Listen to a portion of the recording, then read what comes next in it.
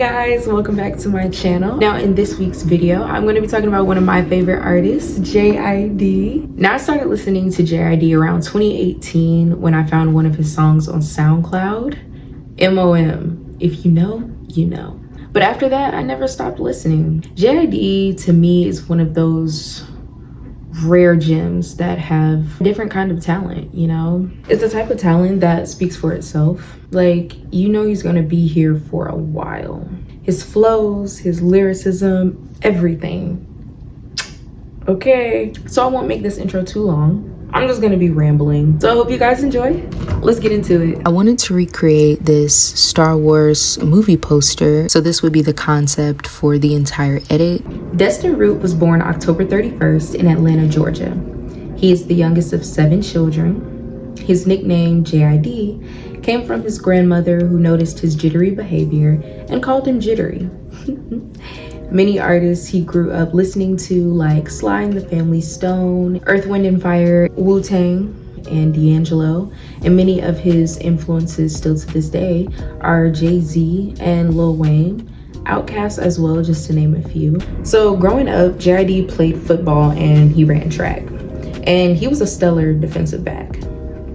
Now, I'm not just saying that trying to like gas him up. I mean that, you know, these are just, I'm paraphrasing the story, you know, gathering the details and understanding as well as I'm going through the facts, listening to his interviews, that he was some trouble on the field, okay? So after graduating Stevenson High School, he got accepted into Hampton University on a full football scholarship. Shout out to the Pirates, my sister, second year, hello. While at Hampton, he met Earth Gang, Dr. Dot, and Johnny Venus. Also, Earth Gang is also one of my favorite artists. They are out of this world amazing. So yeah, they're like today's Outkast. Yeah. Although playing 2 seasons, he was kicked out of Hampton. Now he would end up moving in with the rap duo, and the guys created a collective called Spillage Village. And JID would later release his first mixtape, Cakewalk, in 2010. He would release Cakewalk 2 in 2011 and Root of All Evil in 2012. Now I'm gonna be honest, I have actually never heard of Cakewalk 2 or Root of All Evil, so I'm gonna definitely have to check that out. Because like I said, I didn't start listening, or yeah, I didn't start listening to JID until like 2018, and I'm gonna be so honest, maybe it was earlier, like no, it was 2018. To fund his up and coming career, JID worked delivering pizzas. Now in 2014, Spillage Village would release their collab album, Bears Like This. Not long after, he and Earth Gang opened on Boss and Ab Soul's These Days tour. Now we're gonna fast forward a little bit in time. On February 20th in 2017, JID would sign J. Cole's Dreamville label, and then a month later, he would release his full studio album, The Never Story, which is one of his best works. I would say my favorite songs on The Never Story would have to be Never, of course, Hereditary, hell yeah, Ed, Ed and Eddie, yeah. He would head on the For Your Eyes Only tour in America and Europe as well, so he would open up on J. Cole's tour. He would then make the 2018 XSL freshman class, where I would say him and Ski Mask, that was actually really, really cool. When I mean, I didn't see it, of course, when it like first came out, but when I did discover it on YouTube, I seriously would love to hear like some songs from them. That would be so cool. Later that year, in November 2018, he released DiCaprio 2. This album has many features, has many featured artists: J. Cole, A$AP Ferg, Black, LMA, BJ the Chicago Kid, Method Man, and Joey Badass. So in the beginning of 2019, JID would start his Catch Me If You Can tour. Now, if you didn't catch that, if anybody has ever seen the Catch Me If You Can with Leonardo DiCaprio and Tom Hanks, then you would get, see, connection, 1 + 1 = 2. Yeah, Leonardo DiCaprio plays the mouse, and Tom Hanks is the cat. You get it? You get it? So basically in the movie, Leonardo is this con artist who pretends to be a pilot. Now this was like back in the day, like the 60s. I think they placed it. He like started in the 60s or something, 50s, 60s. It was back in the 20th century. And during this time, they didn't have all the technology and all the protocols and, you know, authorization to catch people that could forge checks, pretend to be something that they're not, and get away with it. So Leonardo DiCaprio, I'm kind of like getting into like the meat and potatoes of the movie. He basically becomes a pilot. So through his con artistry, he ends up being able to make money and scam off of being a pilot. And so his conning catches up with him. And Tom Hanks, being the what was he, fucking detective? Yeah.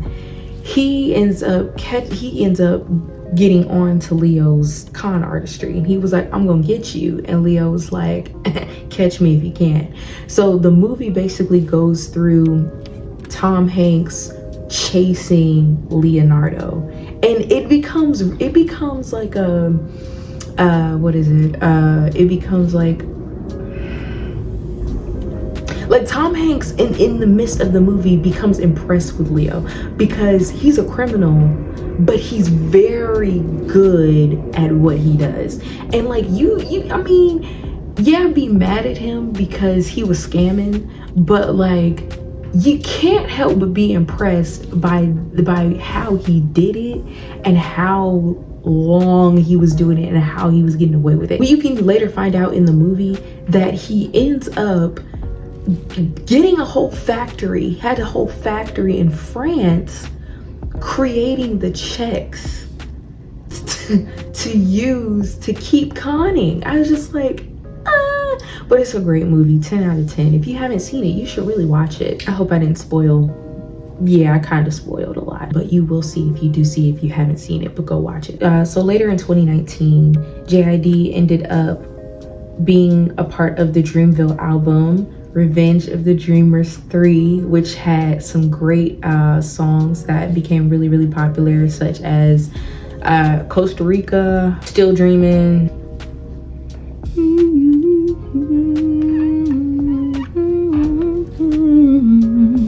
and Down Bad. So JID's career continued to excel as 2021 came around. Of course, 2020, we all know, was a very interesting year, very tragic year as well, because that's when COVID hit and the world basically shut down. He would release collabs with Doja Cat and Imagine Dragons. Oh, the misery, everybody wants to be my enemy. Enemy was a fire song for Arcane, League of Legends. If you haven't seen that, that's a really good show. Like, artistically is one of the best animated series I've ever seen, ever. That song went crazy. So Surround Sound would be released on January 14th, 2022, and it would become certified platinum, like, as of today. Now, later in August 2022, he would release another impactful album, another successful album, The Forever Story, which is also one of his best works. This album includes many featured artists like Ari Lennox, Yasin Bey, formerly known as Mos Def, Earth Gang, 21 Savage, Kenny Mason, Raven Lenae, just to name a few. Now, what I really loved about this album, not to compare, but I could definitely put it in the category of J. Cole's Forest Hills album and Kendrick Lamar's To Pimp a Butterfly. I'm not comparing them because of course they're all their own separate entities, but it's the vibe, it's the flow, the lyricism, the storytelling that goes through this album. You know, it's basically childhood stories, his family, growing up, some of his friends, people that he's lost, A lot of this is storytelling, but it's so well done. And another thing that I truly like about this album, his authenticity in this album. But I really just like Crack Sandwich, Stars. Stars is my favorite one because it's, first of all, I like the voice changing, the pitches on the song. I like the beat switch when Yasin Bey comes in. I think that's really cool. I like Better Days off that album too. I done seen some better days before, feeling like forever was a long time ago. That song really resonates with me. I think it's because when he says, I done seen some better days before, feeling like forever was a long time ago, balancing highs and the lows, get your blindfold, only God knows. I definitely resonated with that the most because of the time that I'm in now and where I've been for the past 6 months, with everything that has been going on in my life. And it's like, yeah, you know, I am grateful for having that memory of visually remembering how things looked and remembering how simple life was and just remembering better days, you know?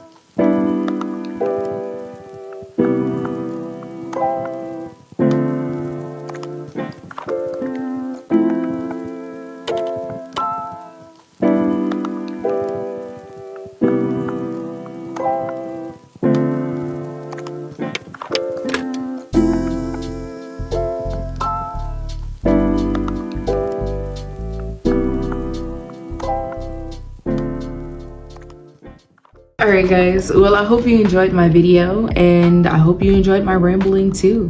See you guys next week.